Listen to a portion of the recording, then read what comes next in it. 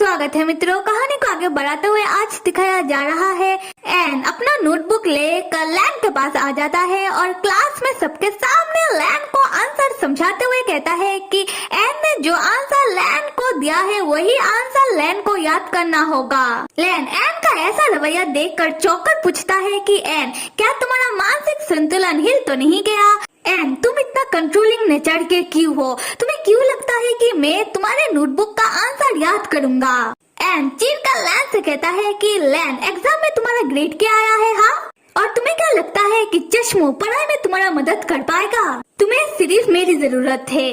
जो आंसर मैंने तुम्हें दिया है तुम वही याद करोगे। इस बात पर लैन को गुस्सा आ जाता है। वो एन से कहता है कि एन, तुम ये सब करके सबके सामने क्या साबित करना चाहते हो? मैंने क्या तुमसे कहा है कि पढ़ाई में मुझे तुम्हारी मदद की जरूरत है? और एन, एक बात मत भूलो कि तुम मेरा स्टडी ग्रुप पार्टनर नहीं हो। यहाँ पर एन को भी गुस्सा आ जाता है, पर वो अपने गुस्से को थोड़ा दबाते हुए लैन से कहता है कि लैन, अगर मैं तुम्हारे पढ़ाई में मदद नहीं कर पाऊंगा इसका मतलब ये भी नहीं कि कोई और तुम्हारा मदद करेगा। और तुम जैसे कमजोर स्टूडेंट को अगर अच्छा ग्रेड लाना है तब तुम्हें सिर्फ मेरी मदद की जरूरत है। पर तुम ये मत समझना कि मुझे ये सब करने का कोई शौक है। मैं ये सिर्फ तुम्हारे भलाई के लिए और हमारे क्लास के भलाई के लिए कर रहा हूँ, जिससे हमारा क्लास नंबर 1 पोजीशन में आ जाए। लैन कहता है, उफ, ये तुम्हारे ग्रेड, तुमको किसने कह दिया कि कोई ग्रेड मेरा भविष्य तय करेगा? एन कहता है, हाँ बिल्कुल करेगा। यहाँ पर हम चश्मों को देखते हैं जो एन और लैन की लड़ाई को देखकर उन दोनों से कहता है कि तुम दोनों कृपया करके मत लड़ो। पर एन और लैन वो दोनों चश्मों के ओर ध्यान नहीं देते बल्कि अपनी लड़ाई को कंटिन्यू किए जा रहे थे। चश्मो तब सोचने लगता है कि हाँ, मुझे समझ में आ रहा है, हमारे क्लास प्रेसिडेंट एन लैन का पढ़ाई में मदद करना चाह रहे हैं, और अगर ये बात मुझे पहले मालूम होता तो शायद मैं अपना हाथ खड़ा नहीं करता।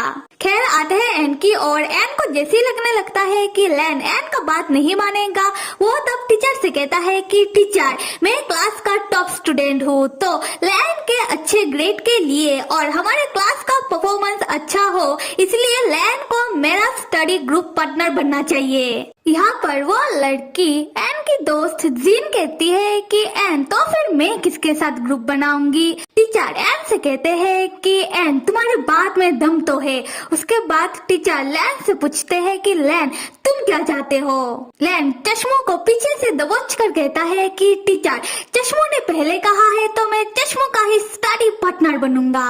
तब एन चश्मों को घूरने लगता है। चश्मो डरते डरते टीचर से कहता है कि टीचर, अगर क्लास प्रेसिडेंट एन लैन का पढ़ाई में मदद करना चाहते हैं तो मुझे कोई दिक्कत नहीं है। लैन एन की ओर देखते हुए चश्मों के कान में कहता है, तुम चुप रहो, मुझे इस बंदे का मदद की कोई जरूरत नहीं है। क्या तुम्हें समझ में आया? तब एन को और गुस्सा आने लगता है। चश्मो एन और लैन की ओर देखकर सोचता है कि अभी इन्हें कुछ कहने का कोई फायदा नहीं है। कुछ देर बाद हम एन और जीन को देखते हैं, जहाँ एन जीन से पूछ रहा था कि क्या तुम्हारा पढ़ाई हो गया? जीन एन के ओर देखकर चौंक कर पूछती है कि तुमने अपना शक्ल ऐसे क्यों बनाकर रखा है? क्या तुम अभी भी गुस्से में हो? एन, एक बात कहूँ, मैंने तुम्हें कभी भी किसी से इतना गुस्से में बात करते हुए नहीं देखा। क्या तुमने दोबारा लैन से झगड़ा किया? एन कहता है, चुप हो जाओ और अपना काम करो। जीन, लाइक इसे क्या हो गया? अभी दिखाया जा रहा है क्लास के बाद सब अपने अपने घर जा रहे हैं और ऑलमोस्ट रात हो चुकी है और चश्मो भी अपने घर जाते वक्त सोच रहा था कि आज मेरा कार मुझे पिक करने में लेट है, शायद मुझे घर चलकर जाना होगा और ऊपर से रात हो चुकी है, और अगर वो गुंडे भाई साहब लोग बदला लेने के लिए मेरे पीछे आ गए तो मैं क्या करूँगा? उसी वक्त लैन आकर चश्मों के कंधों में अपना हाथ रखता है। चश्मो डरते डरते पीछे देखता है और कहता है कि लैन, तुम? कुछ देर बाद हम देखते हैं कि लैन चश्मो के साथ चलने लगता है। चश्मो सोच रहा था कि लैन मेरे साथ क्यों चल रहा है? क्या लैन का भी घर इस तरफ है? पर ऐसा कैसे हो सकता है? इस एरिया में तो सब अमीर लोग रहते हैं, या फिर वो पढ़ाई के बारे में बात करने के लिए मेरे साथ चल रहा है। खैर, जो भी कहो, आज लैन ने मेरा बहुत मदद किया। अब हम लैन को देखते हैं जिसे चश्मू के घर का रास्ता नहीं पता, तो वो आगे आगे चलने लगता है। चश्मू सोचता है कि क्या लैन मेरे साथ नहीं आ रहा। फिर चश्मू लैन से कहता है कि लैन मेरे घर का रास्ता राइट से होकर है। लैन तब चश्मू के साथ राइट में जाने लगता है। फिर चश्मू लैन से पूछ ही लेता है कि लैन क्या तुम्हारे घर का रास्ता भी इधर से है। लैन कहता है नहीं। चश्मू घबराते हुए कहता है अच्छा। लैन तो बताने लगता है कि चश्मू सुनो, आज सुबह जो गुंडे भाई साहब लोग तुम्हें परेशान कर रहे थे, अगर वो लोग दोबारा तुम्हें परेशान करने के लिए आ जाए, तब जब वो लोग मुझे तुम्हारे साथ देखेंगे तो तुम्हें कुछ नहीं करेंगे। ये सोचकर मैं तुम्हें तुम्हारे घर तक छोड़ने के लिए तुम्हारे साथ साथ चल रहा हूँ। चश्मू सोचने लगता है कि मैं कितना अजीब बंदा हूँ, इतने देर से मैं क्या कुछ सोच रहा था। फिर चश्मू शर्माते हुए लैन से कहता है कि लैन तुम्हें मेरे वजह से जो परेशानी हुई उसके लिए मुझे माफ कर देना, और तुमने जो मेरे बारे में सोचा, तुम मेरे एंजल हो। और एंजल वाली बात पर लैन चश्मू की ओर घूरने लगता है। खैर उसके बाद वो दोनों चलते चलते बात करने लगते हैं। लैन चश्मू से पूछने लगता है कि चश्मू क्या तुम खाते पीते नहीं हो क्या? तुम इतने कमजोर दुबले पतले से क्यों हो? इस बात पर चश्मू लैन से सॉरी कहने लगता है। फिर चश्मू लैन से पूछता है कि लैन पता है सपना तुमसे डरते हैं, मतलब तुम ज्यादा बात नहीं करते हो और ना ही मुस्कुराते हो, हमेशा ही सरों से शक्ल बनाकर बैठे रहते हो, ऐसा क्यों? लैन कहता है कि मुझे पता नहीं था कि तुम मुझे इतना गौर से नोटिस करते हो। चश्मू दोबारा लैन से सॉरी कहने लगता है। लैन कहता है कि तुम मुझे माफ कर दो, मैं मेरा कुछ नहीं कर सकता, क्योंकि मेरी मॉम ने मुझे ऐसे ही जन्म दिया है और मैं ऐसे ही हूँ, समझे बेवकूफ के ही के। खैर लैन तब कुछ सोचने के बाद चश्मू से पूछता है कि चश्मू क्लास प्रेसिडेंट एन तुम्हें कैसा लगता है, मतलब वो किस टाइप का बंदा है? चश्मू तब मुस्कुराते हुए कहता है कि हमारे क्लास प्रेसिडेंट एन वो बहुत अच्छे हैं, वो सबसे हंसकर बात करते हैं, वो सबकी मदद करते हैं, वो दिखने में भी बहुत हैंडसम है और उनका नेचर बहुत फ्रेंडली है। यहाँ पर लैन चौंक कर सोचता है कि मैं जिस एन को जानता हूँ और चश्मू जो कह रहा है इससे बहुत अलग है। उसी वक्त लैन और चश्मू के सामने एक महंगी बड़ी सी कार आकर रुकती है और कार के अंदर से एक बटलर बाहर निकलता है, जिसे देखकर चश्मू कहता है कि अंकल मैं यहाँ हूँ, और बटलर चश्मू से कहता है कि यंग मास्टर मैं आपको घर ले जाने के लिए आया हूँ। उसके बाद चश्मू दौड़कर बटलर के पास जाता है और लैन को इंट्रोड्यूस करवाते हुए कहता है कि लैन मेरा क्लासमेट है। फिर चश्मू बटलर को बताता है कि लैन ने कैसे चश्मू का मदद किया और अभी भी लैन उसे घर छोड़ने के लिए आ रहा था। लैन तब चश्मू की ओर देखकर सोचने लगता है कि क्या ये चश्मू इतना अमीर है। खैर बटलर तब लैन की ओर देखकर लैन को थैंक यू कह के कहता है कि अगर कभी भी लैन को किसी भी चीज का जरूरत पड़े तो लैन बिना झिझक के वो उनके पास आकर मदद मांग सकता है। लैन उनसे कहता है कि इसका कोई जरूरत नहीं है और चश्मू से कहता है कि चश्मू अभी तुम्हारा कार तुम्हें पिक करने के लिए आया है, तो तुम अपने घर जाओ और मैं भी अपने घर चलता हूँ। चश्मू तब लैन को बाय कहते हुए कहता है कि कल तुम अपना संडे अच्छे से बिताना। लैन तब जाने लगता है और पीछे से बटलर चश्मू से कह रहा था कि आपका दोस्त तो बहुत अच्छा है, वो तो आपके बारे में कितना फिक्र करते हैं, आप भी आपके दोस्त के साथ अच्छे से रहना। यहाँ से सीन शिफ्ट होकर सुबह सुबह एन कार से लैन को लैब लेकर आ रहा है। जैसा कि एन ने कहा था कि 2 दिन बाद लैन को लैब आना है, तो वो दोनों लैब आ रहे हैं। तब एन लैन से पूछता है कि लैन तुम मेरे साथ लैब चलने को वो भी बिना झगड़े किए कैसे मान गए? लैन कहता है कि एन डील इज डील, मैंने तुम्हारे साथ डील किया था ना कि मैं तुम्हारे साथ लैब चलूंगा, तो मैं आ रहा हूँ, इसमें झगड़े की क्या बात है?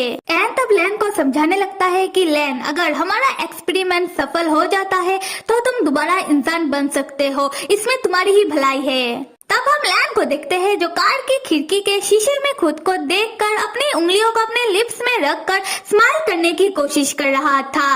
ये देखकर एन चौंक जाता है और लैन से पूछता है कि लैन तुम कर क्या रहे हो? लैन एन को बताता है कि चश्मू ने मुझसे कहा कि मैं मुस्कुराता नहीं हूँ, तो मैं मुस्कुराने की कोशिश कर रहा था, और वो दोबारा खिड़की में देखकर मुस्कुराने की कोशिश करने लगता है।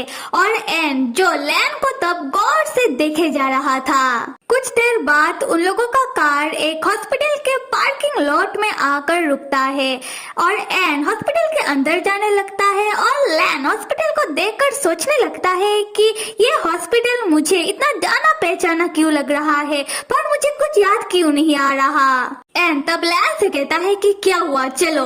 लैन कहता है कुछ नहीं। फिर वो सोचने लगता है कि वैसे तो सारे ही हॉस्पिटल देखने में एक जैसे होते हैं, शायद मैं कुछ ज्यादा ही सोच रहा हूँ। फिर लैन एन के पीछे पीछे चलने लगता है और एन लैन को बताता है कि उन लोगों का लैब अंडरग्राउंड है, मतलब हॉस्पिटल के नीचे।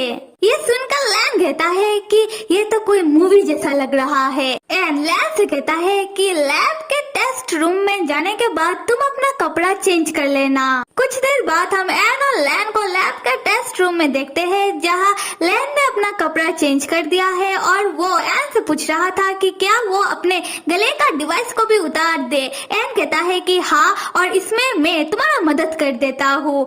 एन तब लैन के नजदीक आकर उसके गले की डिवाइस को उतारने लगता है और लैन एन को इतना नजदीक से देखकर सोचने लगता है ऐसा कम ही होता है कि मैं इस बंदे के साथ बिना झगड़े किए बात कर रहा हूँ। एन तब लैन के ओर देखकर स्माइल करते हुए कहता है कि लैन, मैंने तुम्हारा गले का डिवाइस को निकाल लिया है और अभी तुम इस बेड पर लेट जाओ, कुछ देर बाद ही तुम्हारा टेस्ट शुरू हो जाएगा, हो सकता है कि तुम्हें थोड़ा दर्द हो। ये कह के एन टेस्ट रूम से जाने लगता है और लैन जैसे ही बेड पर लेटता है उसका हाथ और पैर ऑटोमेटिकली बेड के साथ बांध दिया जाता है। ऐसा कुछ देख कर लैन जैसे ही एन से पूछने लगता है कि ये क्या हो रहा है उसके साथ, लैन पाता है कि एन टेस्ट रूम के बाहर के ओर जा रहा है और टेस्ट रूम के अंदर के ओर लैन के पास बहुत सारे एक्सपेरिमेंटर आ रहे हैं लैन के ऊपर एक्सपेरिमेंट टेस्ट करने के लिए। और आते ही इतने सारे एक्सपेरिमेंटर लैन को दबोच कर जबरदस्ती उसको सुई लगाने लगते हैं और उसके ऊपर एक्सपेरिमेंट करना स्टार्ट कर देते हैं। और इतने सारे लोग को देखकर लैन एन के ऊपर चिल्लाते हुए पूछता है कि एन ने लैन को पहले क्यों नहीं बताया कि उसे ऐसे बांध कर इतने सारे लोग उसके ऊपर एक्सपेरिमेंट करेंगे। ये कैसा टेस्ट है जहाँ उसे किसी क्रिएचर की तरह बांध कर रखा है और एन लैन को इतने सारे लोगों के बीच छोड़कर नहीं जा सकता। पर एन लैन की बातों का कोई जवाब नहीं देता, बल्कि वो बाहर की ओर आने लगता है और टेस्ट रूम की दरवाजे के सामने खड़े होकर एन कहता है कि मुझे माफ कर देना। मेरे प्यारे मित्रों, अब तक की कहानी में हम एन की बात करें तो लैन एन का ऑब्सेशन है, क्योंकि एन हर एक मुमकिन कोशिश करता है कि लैन की पढ़ाई हो या फिर लैन कहीं देवदास बना बैठा हो या फिर लैन को ज़ोंबी से दोबारा इंसान बनाना हो। हर एक चीज में लैन अपने पास सिर्फ एन को ही पाए, उसके बाद लैन एन के ऊपर पूरी तरीके से निर्भर करे। और अगर गौर से देखा जाए तो एन लैन के ऊपर एक्सपेरिमेंट और रिसर्च के अलावा भी उसे लैन की हर एक चीज में दिलचस्पी है। तो फिर कहानी में आगे क्या होता है ये देखने के लिए आप सब लाइक, सब्सक्राइब और कमेंट करना तो बिल्कुल भी मत भूलिएगा। Till then stay with me and see you.